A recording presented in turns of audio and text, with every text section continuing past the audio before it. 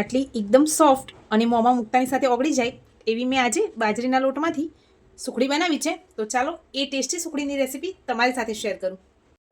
કઢાઈમાં પોણી વાટકી જેટલું આપણે ઘી લઈશું. એ જ વાટકીના માપથી 1 વાટકી આપણે બાજરીનો લોટ લીધેલો છે. હવે આપણે લોટને ઘી સાથે સરસ મિક્સ કરી લઈશું અને આને બરાબર ગેસની ફ્લેમ લો ટુ મીડિયમ કરી શેકી લેવાનું છે.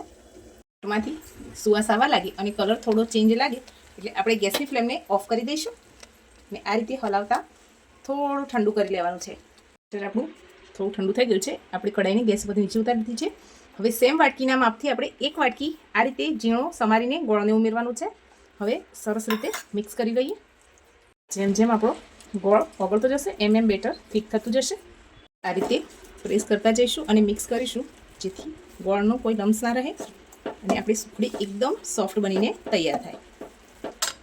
બેટર સરસ તૈયાર થઈ ગયું છે. હવે ઘીથી ગ્રીસ કરેલી પ્લેટમાં એને પાથરી લઈએ.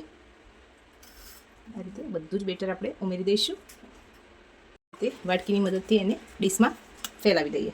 આ રીતે આપણે ગરમ ગરમ જ્યારે હોય ત્યારે જ એના કટ લગાવી લઈશું અને થોડી વાર ઠરવા દઈશું. આપણી સુખડી બનીને તૈયાર થઈ ગઈ છે.